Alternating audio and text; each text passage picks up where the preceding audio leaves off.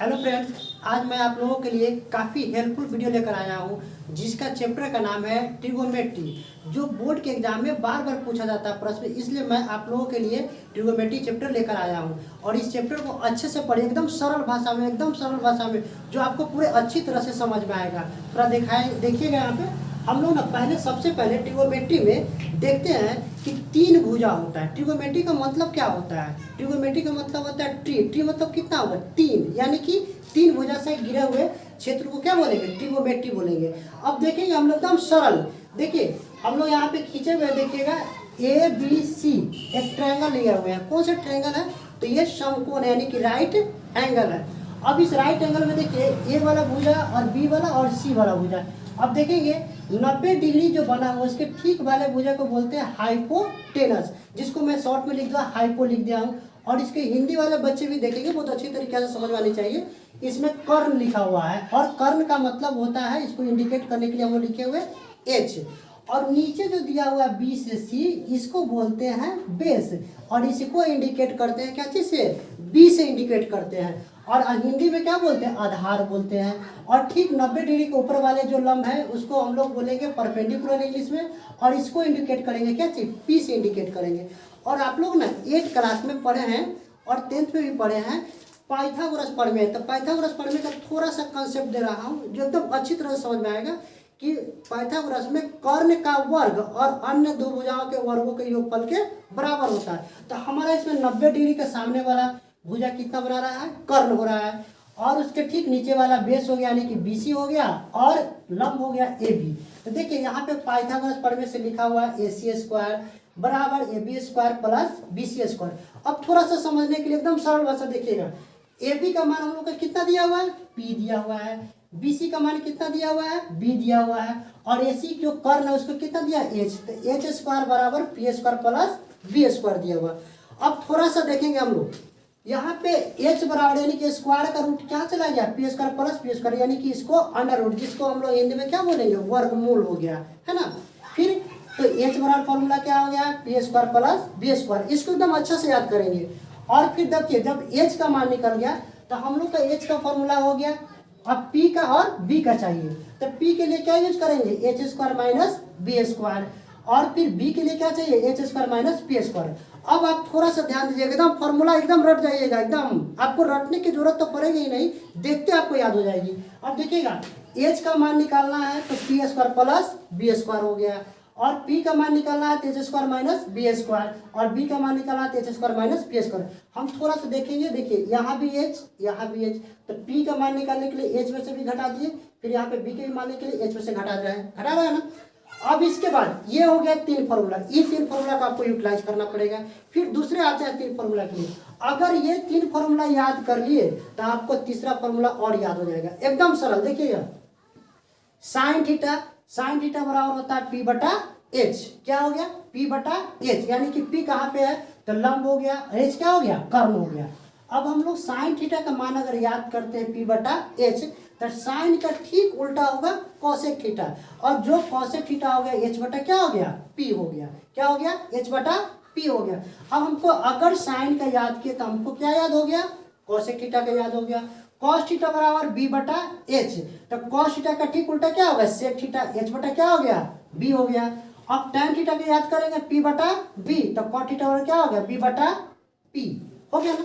अब हम लोग थोड़ा सा आपको समझने के लिए एक कंसेप्ट और बता रहा हूँ कि जो ये 3 फॉर्मूला जो हम लोग लिखे हैं और आपको थोड़ा सा माइंड में लाना है, कंसेप्ट में लाना है। तो साइन याद करेंगे तो कॉसेक याद हो जाएगा, कॉस याद करेंगे सेक याद हो जाएगा, टेन याद करेंगे तो क्या हो जाएगा? कॉट। तो आपको 3 ही याद करना था, 3 तो याद हो ही जा रहा है फिर। और हम लोग इस फॉर्मूले पर क्वेश्चन को देखेंगे, कैसा क्वेश्चन आपको बार बार बोर्ड में पूछा जाता है। अगर ये चैप्टर अच्छा से पढ़ लीजिएगा तो आपको 20 नंबर आपका क्या है? पूरा क्लियर रहेगा, ऑब्जेक्टिव के लिए भी और सब्जेक्टिव के लिए। अब इस फॉर्मूला पे कैसा क्वेश्चन आता है उसको हम लोग देख लेते हैं। तो पहला क्वेश्चन देखा जाए, ये लिखा हुआ यदि tan थीटा बराबर 12/5 तो साइन थीटा का मान हम लोग को निकालना है। तो पहला काम करना है कि दिया हुआ है क्या चीज? tan theta. तो tan थीटा पहले लिख लीजिए आप यहाँ पे अच्छी तरीके से। tan थीटा बराबर क्या हो गया? 12/5। तो देखिए हम लोग ना tan थीटा बराबर फॉर्मूला क्या पढ़े हैं? P/B, तो P हो गया, बटा में क्या हो गया? B हो गया। अब हमको किसका मान कहा जा रहा है निकालने के लिए, तो ध्यान दीजिए, यानी कि साइन थीटा। तो साइन थीटा में क्या होता है, पी बटा एच। तो हमको सबसे पहला फॉर्मूला देखिए, यहाँ पे हमको एच का मान चाहिए। अब एच का मान निकालने के लिए हमको कौन सा फॉर्मूला यूज करना है, तो देखिए यूज कौन सा करना है, एच के लिए हमको यूज करना है p square plus b square. देखिए हम लोग को ना tan थीटा का मान दिया 12/5 यानी कि पी बटा बी, और साइन थीटा का मान पी बटा एच निकालना है। तो हमको तो पी दिया है, एच का वैल्यू निकालना है। तो एच के लिए क्या फॉर्मूला हम लोग ऊपर लिखे हैं, थोड़ा देख लीजिए बच्चों। यहाँ पे एच बराबर formula p square plus b square, तो पी का स्क्वायर हो गया प्लस क्या हो गया, बी का स्क्वायर हो गया। अब देखिए यहाँ पे ध्यान दीजिएगा, पी का मान कितना है 12, तो 12 का स्क्वायर लिख दिए, और बी का मान कितना दिया 5, 5 का स्क्वायर लिख दिए। अब हमको 12 के स्क्वायर यानी कि 12 को कितने बार गुना करना है, 12 बार, यानी कि 12 गुने 12 कितना होगा 144, 144 है ना। अब 5 का स्क्वायर यानी कि 25 हो गया। अब 25, अब दोनों को क्या करेंगे, सिंपल ऐड कर देंगे यानी कि जोड़ देंगे। अब 144 में 25 जोड़िएगा कितना आएगा, 169 आएगा। अब 169 का वर्गमूल कितना होगा, 13 होगा। अब हम लोग को 13 आ गया। अब हमको मान किसका निकालना था, एच का मान निकल गया। अब हमको किसका मान निकालना, साइन थीटा बराबर पी बटा एच। तो आप देखिए यहाँ पे पी का वैल्यू कितना दिया हुआ है 12, और एच का वैल्यू कितना दिया हुआ है 13। आपका यही क्या हो गया आंसर। तो ऑप्शन नंबर कितना सही हो रहा है आपको, यानी कि ए में दिया 5/12, तो ये तो सही होगा नहीं। बी में दिया 12/13, यानी कि आपका आंसर कौन सा सही होगा, बी। देखिए आप लोग के लिए ना एक क्वेश्चन मैं बताया हूँ एग्जाम्पल के तौर में, जो बिहार बोर्ड में पूछा गया। फिर नेक्स्ट क्वेश्चन मैं एक बता दे रहा हूँ, जो यदि साइन थीटा बराबर 3/5 हो तो कॉस थीटा का वैल्यू निकाला। फिर वही काम करना है हमको, एकदम छोटी मतलब एकदम सरल भाषा में। देखिए साइन थीटा बराबर क्या दिया हुआ भैया, दिखा जाए 3 क्या दिया 5। अब इसमें ना साइन थीटा बराबर फॉर्मूला हम लोग क्या पढ़े, देखिए तो पी बटा एच। तो हम लोग क्या कर दिए, पी बटा क्या कर दिए एच लिख दिए। और हमको ना यहाँ पे कॉस थीटा का वैल्यू निकालना है। तो कॉस थीटा बराबर क्या होता है, बी बटा एच।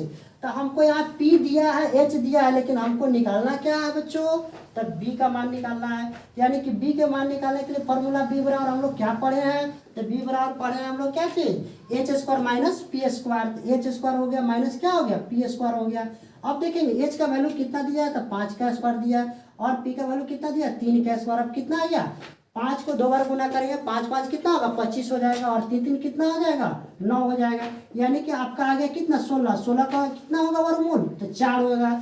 अब हमको निकालना किसका मान था, तो कॉस थीटा बराबर बी बटा एच। तो बी का वैल्यू कितना आ गया आपका, तो बी का वैल्यू 4 आ गया। एच का वैल्यू कितना आ गया, तो आपका एच का वैल्यू कितना आया, ये 5 है। अब हम लोग को ना इस ऑप्शन में से देखना है। देखिए ऑब्जेक्टिव क्वेश्चन में यही केयर करना है, आपको यही ध्यान देना है कि हमारा आंसर आ रहा है तो एग्जैक्ट, क्योंकि 1 नंबर का सवाल रहता है।